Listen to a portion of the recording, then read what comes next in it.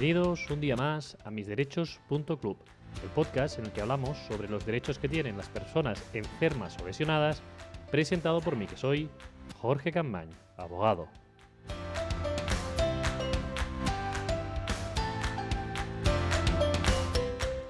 Muy buenos días a todos y feliz martes 26 de marzo de 2019, en este episodio que es el número 89 y que como cada martes vamos a dedicar a hacer una entrevista. Hoy en concreto vamos a tener el lujo y el placer de contar entre nosotros con el doctor Villacastín. El doctor Villacastín es cardiólogo, en concreto es el jefe de la unidad de arritmias del servicio de cardiología del Hospital Nuestra Señora del Rosario y es el director del Instituto Cardiovascular del Hospital Clínico San Carlos de Madrid y de ese, jefe de unidad de arritmias de ese instituto.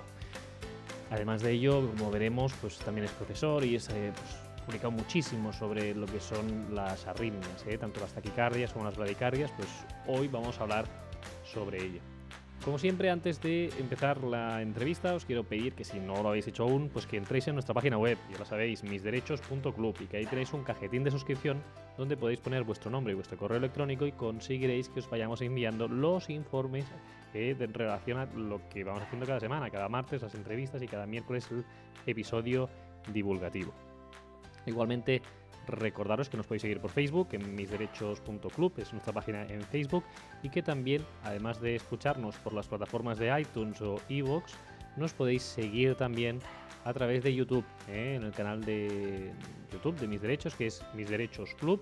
Ahí nos encontráis en YouTube y podéis, pues además de escuchar este podcast, pues ver cómo lo estamos haciendo en el momento a la que os voy relatando todos estos conceptos y la entrevista que vamos a escuchar hoy con el doctor Villacastín. Por lo tanto, si os parece, vamos a entrar ya a escuchar esta entrevista con el doctor Villacastín.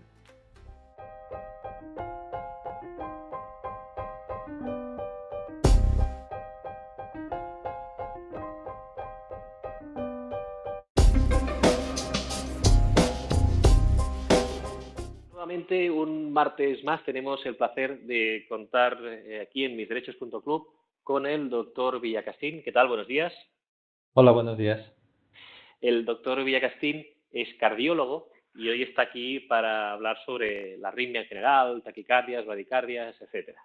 Y el doctor Villacastín, pues además de ser cardiólogo, es el jefe de la unidad de arritmias del servicio de cardiología del Hospital Nuestra Señora del Rosario y director del Instituto Cardiovascular del Hospital Clínico San Carlos de Madrid y jefe de unidad de arritmias del Instituto Cardiovascular. Además es profesor de medicina del Departamento de Medicina de la Universidad Complutense de Madrid desde el año 2005 y es autor, entre otras, de cientos de publicaciones a nivel nacional e internacional sobre, entre otras patologías, de las arritmias.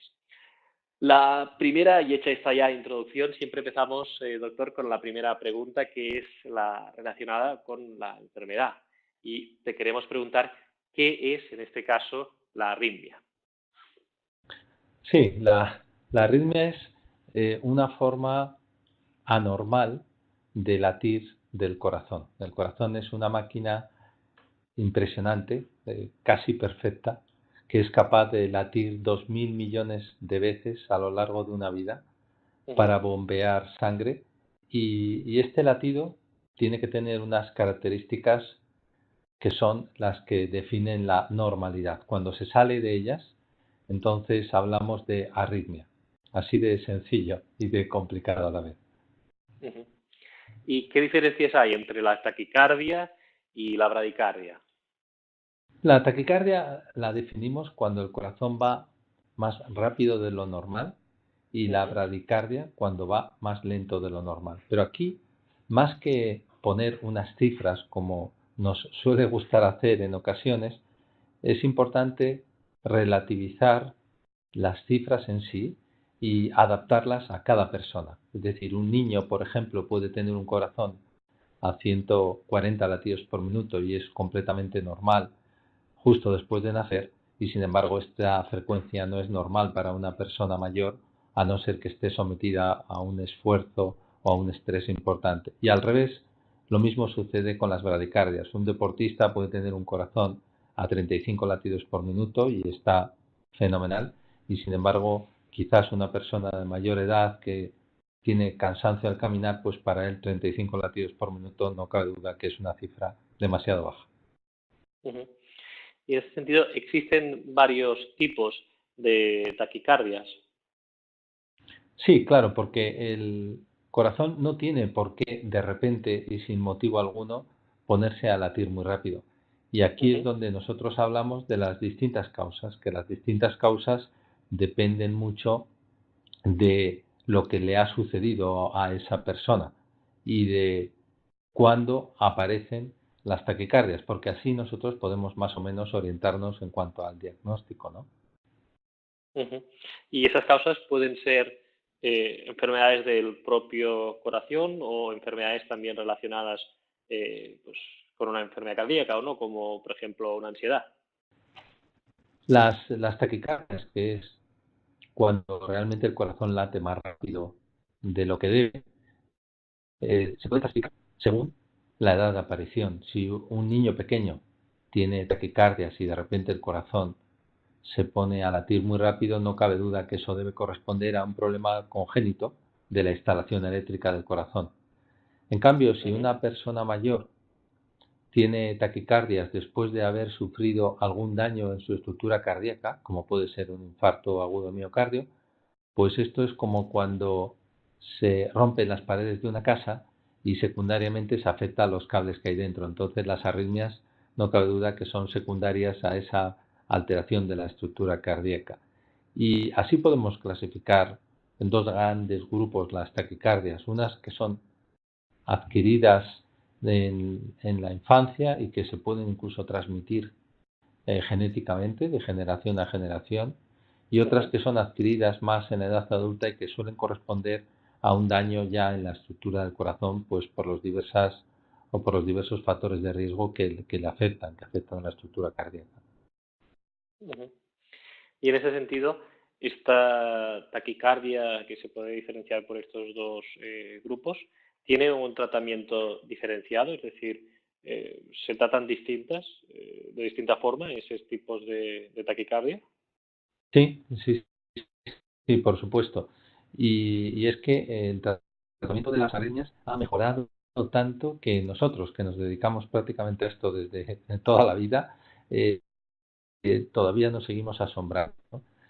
Hay arritmias que realmente uno nace con algún cortocircuito en su relación eléctrica por un problema congénito, y estas se pueden Ujú, curar. Es decir, se pueden curar no con pastillas, porque las pastillas lo único que hacen los medicamentos antiarrítmicos es amortiguar un poco el problema, pero nosotros con unos pequeños cablecitos que introducimos por las venas o las arterias y hacemos llegar al corazón, somos capaces de quemar estos cables anormales y solucionar estas arritmias en el 99% de los casos, y además de una forma segura, sin que el paciente tenga complicaciones y simplemente estando una noche en el hospital, o sea, ingresado una noche, ¿no? Realmente este tipo de arritmias son extraordinariamente agradecidas al tratamiento, porque esta persona que a lo mejor está acostumbrada a tener taquicardias desde ya muchos años se encuentra curada y puede hacer una vida completamente normal, ¿no? Esta es la parte positiva de estas taquicardias, pero hay otras que todavía no somos capaces de curar del todo, ¿no? Entonces, entre ellas están, por ejemplo, algunas anomalías ya no de los cables, sino de los canales iónicos que rigen un poco la electricidad del corazón. Esto a veces nos lo encontramos, por ejemplo, en deportistas o en personas que han tenido una muerte súbita y que por suerte su corazón se ha ujú, podido recuperar, ¿no? Entonces, ujú, cuando vemos que es imposible curar, porque no somos capaces de encontrar cuál es la alteración, no podemos tampoco quemar con un catéter todo el corazón, entonces lo único que podemos hacer, que no es poco, es implantarle un aparatito que es como tener una UBI móvil con ellos todo el día, lo que se llama un desfibrilador, ¿no? De manera que si ellos tienen una parada cardíaca, el desfibrilador es capaz de resucitarlas, ¿no? Entonces, Realmente, cuando miramos hacia atrás y vemos lo que ha avanzado la tecnología para el tratamiento de las arritmias en estos 20 últimos años, nos quedamos, como decía al principio, nosotros mismos asombrados y encantados a la vez. Ujú. ¿Y cómo se llega a ese diagnóstico y cuál es la importancia de un diagnóstico temprano? Porque nos decías ahora en la respuesta de estas preguntas, ¿no? Que puede ser que la patología sea congénita, ¿no? Y hasta qué punto el corazón de esta persona se puede ir dañando hasta que no se llega a un diagnóstico quizá en edad adulta. Sí, con respecto al diagnóstico de las arritmias, como pasa con todo en medicina, es fundamental un diagnóstico precoz porque es mucho más sencilla la curación incluso y nos evitamos todos los problemas relacionados con la arritmia. Entonces, una persona que, por ejemplo, tenga antecedentes familiares de muerte súbita en personas jóvenes, llamamos jóvenes a menos de 35 años y sin enfermedad conocida, no cabe duda que tiene que estar ya pensando que puede tener algo hereditario y esto debe hacer valorar a este individuo, a esta persona desde el punto de vista de las arritmias, ¿no? Luego, cuando uno se va haciendo mayor o es ya niño, adolescente, el tener taquicardias de repente, sin venir a cuento, que el corazón se dispare en cuanto a su frecuencia, pues también es un signo de aviso. Y por supuesto un signo de aviso muy importante es la pérdida de conocimiento. Pero la pérdida de conocimiento o síncope que llamamos nosotros es tan frecuente que aparece en el 10% de la población. Lo vemos todos los días. Cuando circulamos por la calle es frecuente encontrar a alguien que se ha desmayado. La mayor parte de las veces estos son hipotimias y son desmayos que no tienen ninguna trascendencia en cuanto al pronóstico, pero si se acompañan de palpitaciones o el médico sospecha que puede tener que ver con arritmias, entonces la cuestión es completamente diferente. Ya el pronóstico puede ser más grave y es necesario estudiar a esa persona más en profundidad, ¿no? Y luego ya estarían las arritmias que aparecen cuando uno se va haciendo mayor por deterioro de su corazón, haya tenido o no algunas enfermedades añadidas, ¿no? Si alguien tiene un infarto previo, por ejemplo, el hecho de que luego tenga palpitaciones o un mareo o una pérdida de conocimiento es algo que hay que tener muy en cuenta. O simplemente por la edad, cuando uno está empezando a pasar ya a los 50, a los 60, a los 70, puede tener arritmias que son arritmias que dependen de ese deterioro pequeño pero evidente que produce la edad en todos los corazones, ¿no? Ujú. Muy bien. ¿Y cómo se llega al diagnóstico de esta arritmia, de ya sea una taquicardia o una bradicardia? Sí, el diagnóstico es el electrocardiograma. Es una técnica, aunque que tiene más de 100 años, todavía sigue siendo la piedra angular a la hora de hacer el diagnóstico. Y en esto sí que recomendaría que cuando alguien note alguna cosa rara en el corazón, se haga o se realice un electrocardiograma. No esté esperando a ver si se le quita, etcétera, porque esa prueba para nosotros es la prueba clave de ver en ese momento que esa persona ha tenido esos síntomas, cómo se comporta su corazón desde el punto de vista eléctrico, ¿no? No cabe duda que ahora están apareciendo muchísimas herramientas que son capaces de detectar el pulso, ¿no? Desde relojes a todo tipo de sistemas. Y esto va a hacer que avance mucho el conocimiento de las personas sobre su ritmo cardíaco y sobre su corazón. Pero si se puede hacer un electrocardiograma, esto es lo ideal, porque esta es la prueba del delito, no cabe duda. Claro.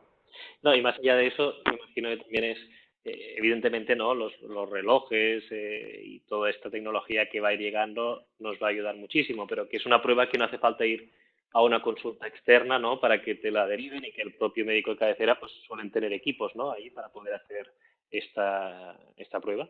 Sí, es que además merece la pena, el hacerse el electrocardiograma, porque ya digo que luego la importancia a la hora del diagnóstico y tratamiento es trascendental. No se puede diagnosticar una arritmia sin ver el electrocardiograma, eso es así de claro. Ujú. Y nos decías antes también el hecho de que el 10% de la población pues ha tenido algún episodio de desmayo, ¿no? De este síncope que nos comentabas. Pero, ¿qué porcentaje de la población está diagnosticada de una arritmia? Pues la arritmia más frecuente en España es la que llamamos fibrilación auricular. Esta es una arritmia que hace que la parte superior del corazón, lo que llamamos las aurículas, tenga un caos eléctrico en vez de tener una activación normal. Esta arritmia tiene un problema, y es que al hacer que la aurícula se contraiga mal, es fácil que la sangre se remanse un poquito y puedan formarse coágulos. Entonces la primera manifestación puede ser un ictus. Esto es por lo que esta arritmia nos da tanto miedo. Y esta arritmia afecta a más del 1% de los españoles. De hecho, un estudio importante que ha llevado a cabo la Sociedad Española de Cardiología estima en 1 millón de personas en España las que pueden tener este tipo de fibrilación auricular, y de ellas aproximadamente un 10%, es decir, unas 100.000, están sin diagnosticar, no lo saben. Y una vez que llega al diagnóstico de esta fibrilación auricular, por ejemplo, ¿qué tratamiento debe tener el paciente para poder recuperar su capacidad funcional o evitar este riesgo de ictus que nos comentabas? Sí, pues este es un ejemplo fantástico de lo que comentábamos anteriormente, de lo importante que es llegar a tiempo, ¿no? Muchas veces uno nota cosas raras en el pecho o no nota nada y tiene la mala suerte de que no se diagnostica la arritmia hasta que ya está avanzada. Entonces es completamente distinto tratar esta arritmia a los 45, 50, 55 años que tratarlo a los 75, porque a los 75 ya se ha producido una serie de alteraciones en la propia pared del corazón que hace muy difícil que se vaya a recuperar el ritmo normal. Sin embargo, a los 50, 55, 60, 65 todavía estamos muy a tiempo.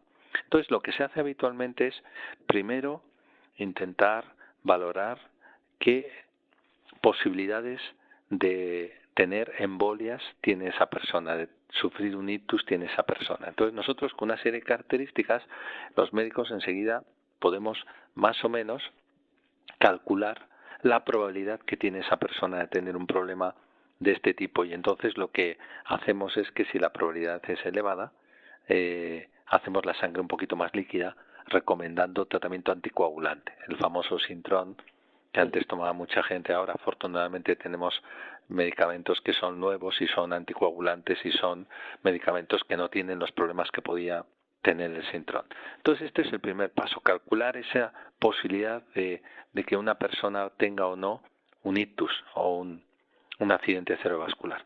Y luego ya nos centramos en la arritmia en sí. ¿Qué posibilidades hay para pasar ese corazón que le gusta estar alterado y contraerse de forma no coordinada, de ponerlo en orden? Y esto depende mucho de la edad del paciente. Cuanto más joven, más posibilidades, de cómo tenga el corazón. Si cuanto mejor lo tenga, más posibilidades de volver a poner el corazón en un ritmo normal, porque si por ejemplo se tiene, como sucedía antes en España, que había mucha enfermedad reumática, ¿no?, lo que se llamaba reuma, y se tenían muchas alteraciones valvulares que requerían cirugía cardíaca, etcétera, pues entonces la posibilidad es mucho menor de poner ese corazón en ritmo normal. Pero si el corazón es lo que llamamos estructuralmente normal y la persona es relativamente joven, estamos hablando por debajo de 65 años, las posibilidades son elevadas de volver a poner todo en su sitio. Y en este caso, los tratamientos son, además de farmacológicos, también quirúrgicos, como nos comentabas al inicio. Sí, normalmente siempre se empieza con un tratamiento farmacológico suave para ver un poco la respuesta del corazón y la tolerancia del individuo, porque no olvidemos que muchas veces, por desgracia, los medicamentos no nos sientan bien ni nos sientan igual a todos. Y una vez que se establece ese tratamiento de inicio, si no está muy avanzada la enfermedad, pues entonces se proponen otras alternativas. Con catéter, que son alternativas que son relativamente sencillas y de bajo riesgo y además que requieren muy poca hospitalización, o quirúrgicas en casos ya más avanzados, que incluye, pues, si no abrir el corazón, por lo menos sí hay que hacer técnicas que requieren estar en quirófano más tiempo, etcétera, ¿no? Pero sí, tenemos un armamentario importante a la hora de tratar, como decía al principio, la mayor parte de las arritmias hoy en día. Y nos pregunta también gente de la audiencia, ¿qué es esto de la cardioversión? ¿Si lo puedes explicar un poco? Sí, la cardioversión es como el reseteo del ordenador. Es impresionante observar cómo un corazón que está teniendo una arritmia y que está rebelde, por decirlo de forma coloquial, con un choque eléctrico de corriente directa o continua, es capaz de resetearse y volver a empezar de cero y empieza a latir al segundo de haber producido o haberse descargado la electricidad. Y esta es la forma de volverlo a poner en el ritmo normal. Lo que sucede es que lo que hay que valorar es las posibilidades que tiene de volver a caer, por ejemplo, en arritmia, que este es el gran problema, porque el choque es muy seguro hoy en día, es una prueba que se hace de forma ambulatoria prácticamente, pero lo que hay que ver es que no esté mañana uno en la misma arritmia otra vez, no ver las posibilidades que tiene, y esto es lo que intentamos también analizar cuando valoramos a un paciente. Muy bien. Y en cuanto a las limitaciones funcionales que puede tener un paciente, ¿cuáles serían por una taquicardia? Porque entendemos que en el momento pues puedes tener pues, ¿no? sudoración, ese sentimiento de angustia y demás, pero ¿es posible que haya otra clínica también con una insuficiencia cardíaca, por ejemplo, o no tiene nada que ver? Sí, claro que tiene que ver, pero esto es como, si me pregunta usted qué coche tengo, pues hay una cantidad de gama de modelos y de motores, pues con las arritmias pasa un poco lo mismo. ¿Qué arritmia tengo, no? Se puede tener una arritmia muy grave, se puede tener arritmias que producen muerte súbita, por desgracia. Y entonces son las que hay que tratar con estos dispositivos implantables que llamamos desfibriladores implantables, y que es como tener un AUI móvil al lado de forma continua 24 horas al día, no toda la vida. Pero luego tenemos arritmias que prácticamente se pueden no notar, es decir, si nosotros a nuestro abuelo le tomamos el pulso y observamos que es irregularmente irregular, a pesar de que él no note nada, puede estar en fibrilación auricular y la primera manifestación podría ser una embolia, un ictus, ¿no? Entonces tenemos los dos espectros, desde la arritmia que puede hacer mucho daño hasta la arritmia que no se nota y que puede debutar con algo que no parece que tenga relación con el corazón, como es una embolia, ¿no? Pero luego en el medio están las palpitaciones, que es lo más frecuente. Lo más frecuente es notar palpitaciones y a veces se acompañan pues de mareo, de opresión en el pecho. En ocasiones hacen perder el conocimiento y esto ya es más grave. Pero lo que producen las arritmias sobre todo es un trastorno psicológico, porque uno está ya tan pendiente del corazón, tan preocupado por el corazón, que ya está pensando incluso cuando se va de vacaciones si hay un hospital cerca, y esto es lo que no puede ser. Tenemos que tratar, por un lado, por supuesto, el pronóstico, los médicos, pero también una parte muy importante es la calidad de vida, ¿no? Y aquí es donde podemos ayudar.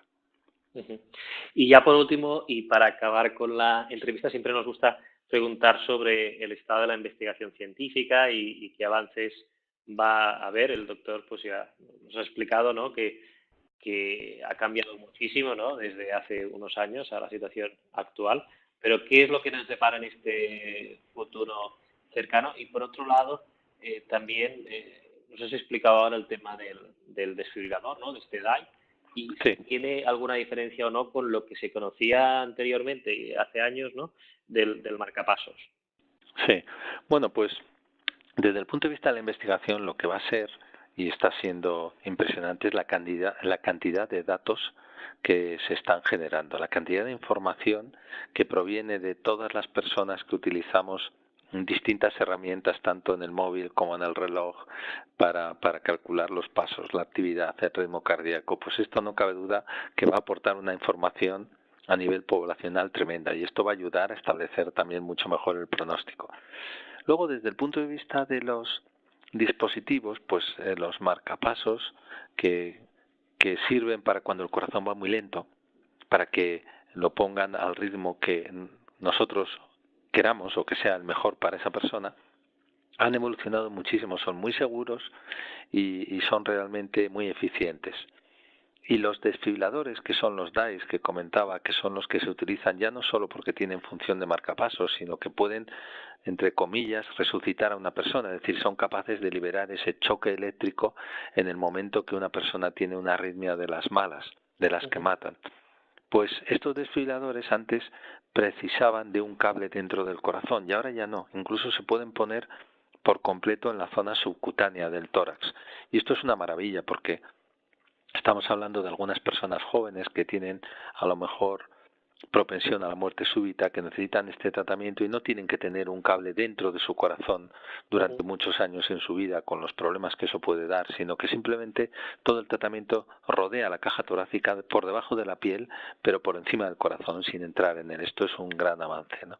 Y luego el resto de las arritmias, no cabe duda que, por ejemplo, la fibrilación auricular, esta arritmia que decimos que afecta a 1 millón de españoles, pues estamos desarrollándonos a una velocidad de vértigo para ser capaces de no solo tratar los casos más sencillos cuando está empezando a esas edades tempranas de 50 a 55 años, sino incluso en los casos más avanzados, pues utilizando sistemas sofisticados de navegadores casi que se parecen a robots, somos ser capaces de curar muchos más casos.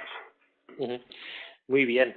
Perfecto, pues queda claro que las técnicas de la investigación sobre todo van más para aparatos cada vez más pequeños y demás, es decir, el tema farmacológico no está evolucionando tanto en este campo.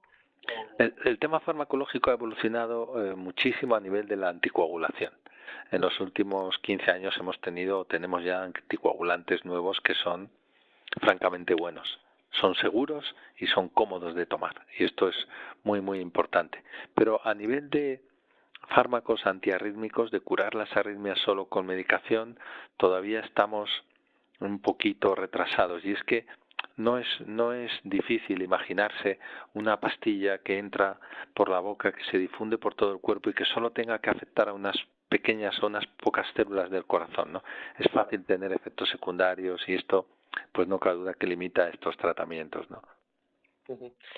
Muy bien, perfecto, pues bueno, se tendrá que ir mejorando, ¿no? Porque también hay muchos pacientes, ¿no?, que aún están con el síndrome también y con esas visitas periódicas y tan odiadas, ¿no?, al médico de cabecera para que vaya modificando la dosis, ¿no?, cuando es... Sí, afortunadamente esto está cambiando y ya los nuevos, que ya no son tan nuevos, les llamamos anticoagulantes directos, que no son como el Sintrom, como ya se va adquiriendo mucha experiencia, pues cada vez su usabilidad se extiende, ¿no? Y esto es bueno para todos. Perfecto.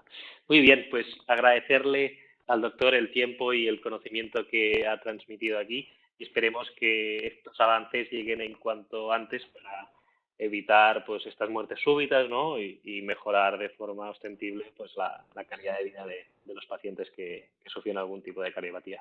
Muchísimas gracias. Eso queremos. Muchas gracias a ustedes, ¿eh? Venga, un abrazo. Adiós, igualmente, adiós. Bien, y hasta aquí la entrevista con el doctor Villacastín. Espero que os haya gustado muchísimo.